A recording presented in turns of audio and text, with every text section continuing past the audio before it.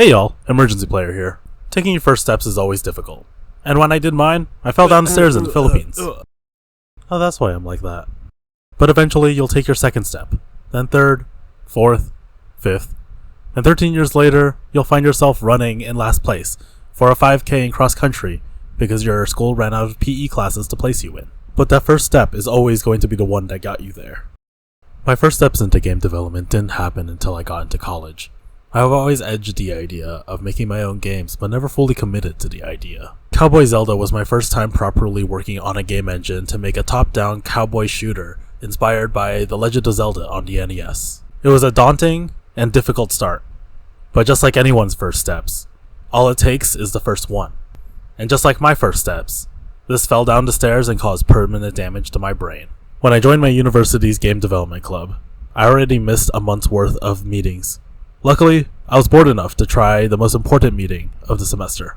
The game pitches. The game pitches define the Cal Poly Pomona Game Development Club. Our club lives off of the motto that anyone can make a game. And the game pitches make that motto into a reality. So this is how it works. Anyone, regardless of experience, can submit an application to pitch a game to the club. On pitch day, everyone who applied will present their game idea to the club. They'll talk about what the game is about and who they're looking for. What is the minimum viable product? Everyone else will have the opportunity to join the game that interests them most. These teams will have the semester to work on the game's minimum viable product, or MVP. At the end of the semester, an event will be hosted for the teams to show off their work throughout that semester. So how was the Cowboy Zelda pitch? Cowboy Zelda was pitched by a man named Tony. Tony's pitch was very simple. So simple, he just had 3 tabs of Google Images open to show his idea. His goal was to create an old-school top-down shooter akin to the NES Zelda game, which he gave the codename of Cowboy Zelda. This pitch convinced me to join the team as a programmer. In our first meeting, Tony mentioned that he had a specific role in the club that would have him miss every other meeting. He asked for someone to be his second in command to help him lead during the meetings that he would miss. For some reason, I volunteered. With no prior game dev experience, mind you. Every week the team would have a meeting, but overall progress was very slow. Just a few art assets from Jonah here and there, or some music from Princess, but not a lot of code. Then, the last week approached. I genuinely thought I would get kicked out of the club if I presented an unfinished game. So that weekend, I got to work. I opened up Unity and started watching every Brackeys video you could imagine. From top-down movement to the animator. YouTube, in general, was a really amazing resource to use for this project. For 3 days straight, I was working on this game to get it done. In my mind, my future in this club was dependent on this project. After pulling my only all-nighter in college, on Tuesday morning, I compiled everything I had and went into that meeting, apologizing profusely. Then the president at the time was like, "Bro, you didn't have to finish the game." Little did I know, the president herself pitched a game and didn't finish it either. So then I presented the game, realizing that it was not that serious.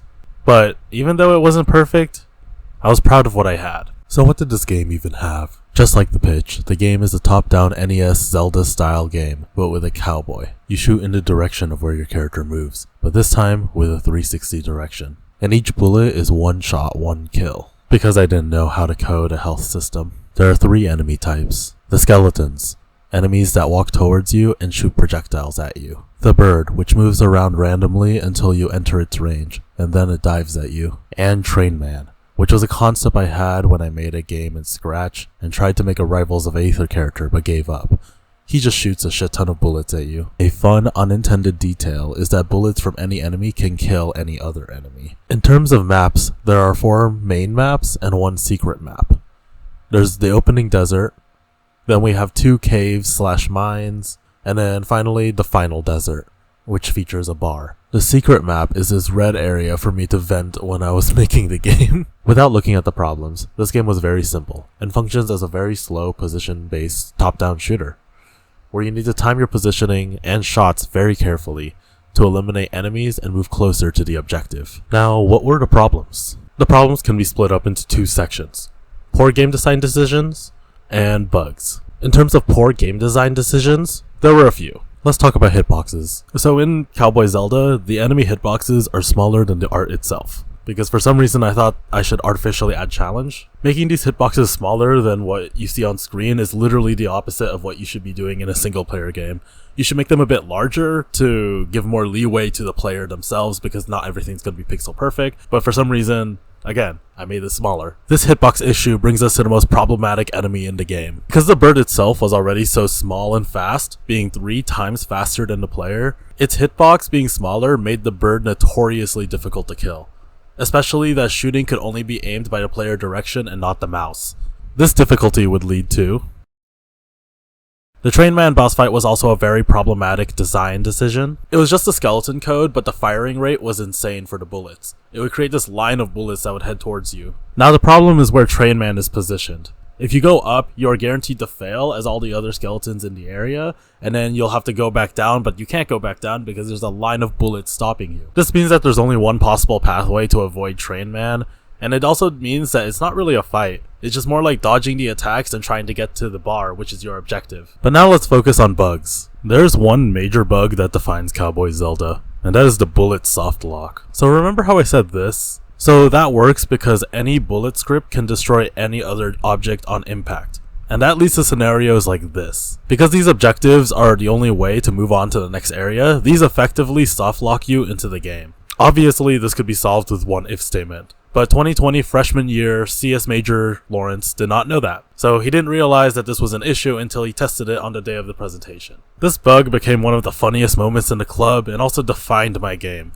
It was rough, but I got a lot of encouragement from older members of the club when they realized this was my first one, and also that I had no prior experience, which was very helpful for me to accept the fact that this game was okay. So after finishing this game, what did I learn? In terms of skills, I learned a lot of Unity, C#, and most importantly GitHub. I think Git was the most important thing here, and it definitely carried me throughout the rest of college and into my professional career. In terms of game design, there's a lot that I learned. This gave me a newfound appreciation for game development. Definitely isn't easy.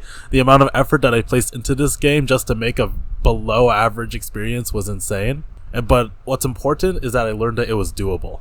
And this was a very important first step that I took for my long game dev journey ahead. This is a smaller side note, but 2 years after creating this game, my friend Jordan, who was also a member of the game development club, took the source code of Cowboy Zelda and then crafted a deluxe version of the game, where it fixed all of the problems of the original Cowboy Zelda and even added quality of life improvements like mouse aiming and a jump to avoid certain enemies. Granted, when we played this rendition of the game, we both agreed that it took away the charm and the magic of the original, which focused on slow positioning and the jankiness that gave it that very special and unique charm.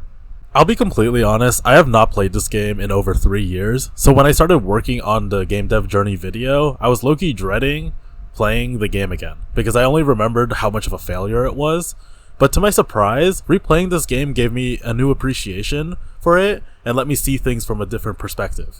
Then I thought, what if I remade the game? Now I haven't done this remake yet, but some of these design decisions were also inspired by another game that I would eventually work on. But I really do think that taking elements of what makes this game unique, such as the slow position-based top-down shooting elements, and combining them with modern controls, there is really something special here. Like, what if I embrace that style that Cowboys have at high noon showdowns and then give players scores based on trick shots that they could do?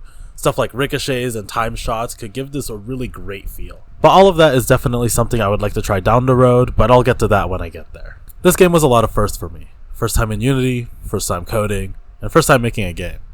But without the time that I invested into this game, I wouldn't have gone down the path that I went on. This experience laid down the foundation for my first game project that I would lead the following semester. And yeah, this game isn't objectively good by any metric or standard. But just like my first steps, sometimes you just need to fall down the stairs in the Philippines.